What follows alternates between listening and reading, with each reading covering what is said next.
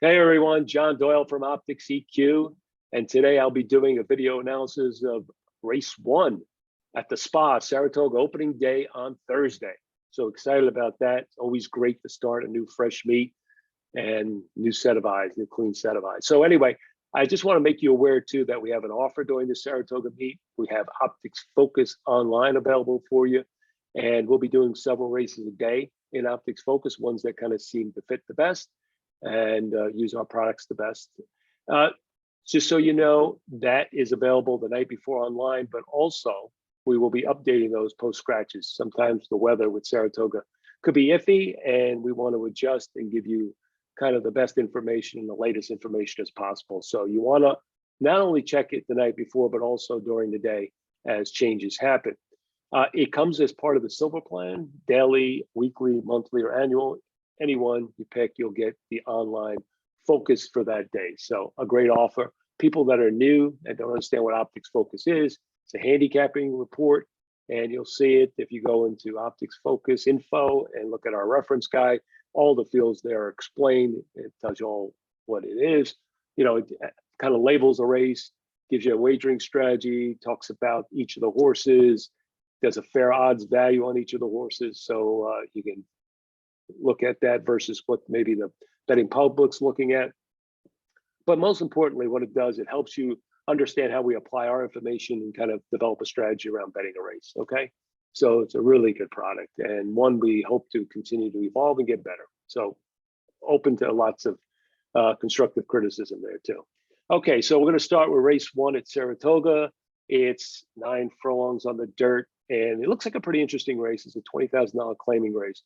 And when you first look at this, I always look at the plot, and I look at the plot fit, contention, speed rating, and you can see that it looks to be very hot. Contention is a flame, speed rating is 34, which is above average. When you look at the horses involved, they look like they're bunched on the plot.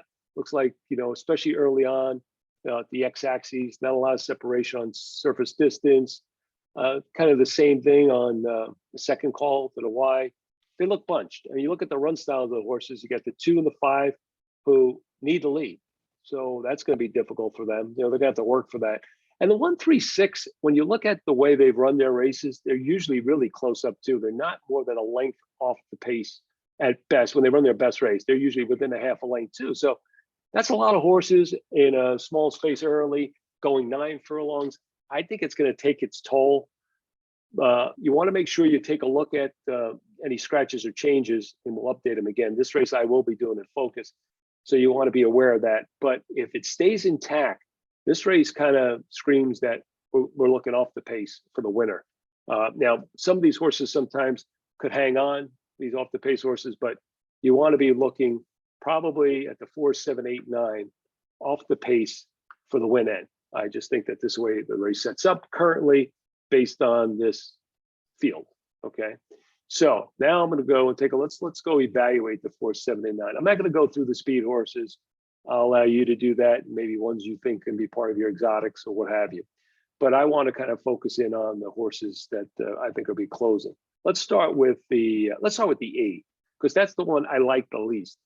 His last race was a poor race, especially coming back. He ran a big race, 93 days off a layoff. He ran a 96, his best race ever, a big B plus, and then he just busted out the next race with a slight move up, kind of stays in the same kind of class, ran a really dull effort, loses the jockey.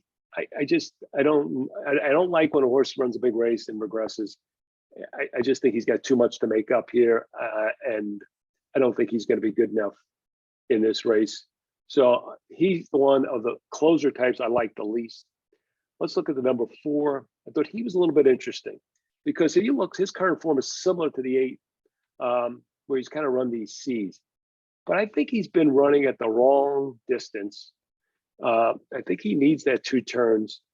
And the other thing is that he's been in these, look at these slow early pace races. This horse needs pace to run at, and he hasn't been getting it. He's been on 1-turn races. Let me just flip and show you. Let's look at let's filter this horse for today's distance, today's surface and distance. Boom. I mean, he just looks like a different animal. He's got all, I mean, he didn't win, but he's got 4 in the money, well, 4 in this super effective finishes. And in one case, the 4th was against better horses. And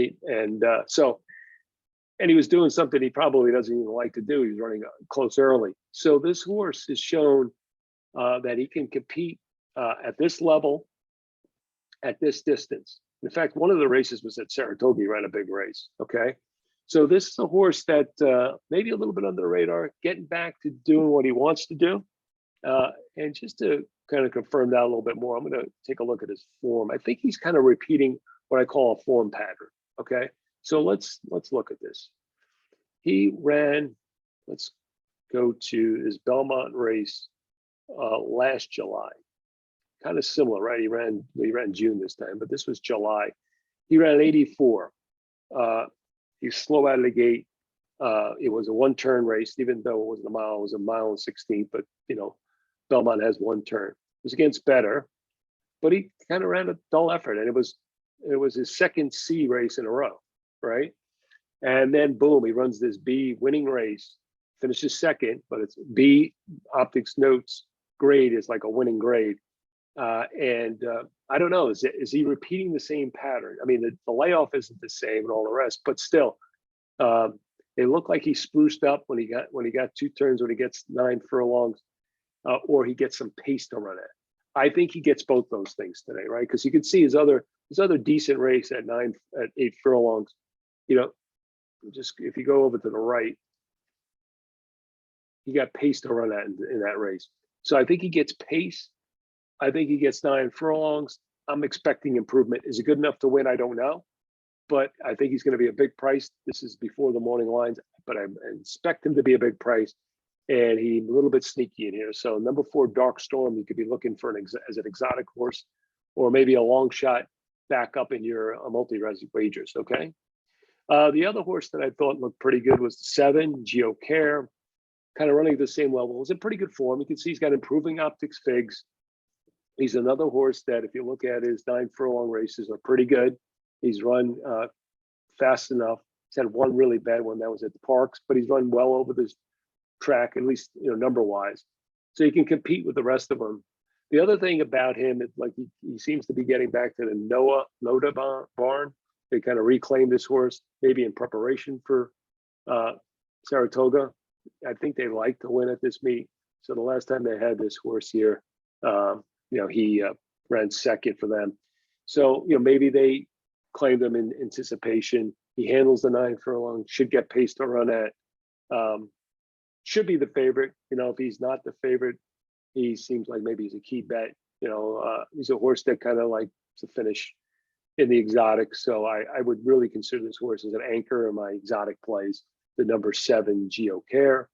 And then the other contender, who is a contender, it's all going to be about the price on him, and that's the number 9. And there's an interesting thing about this horse. He's another horse that hasn't been getting much pace to run into. Should get it today. You look at his 9 furlong races.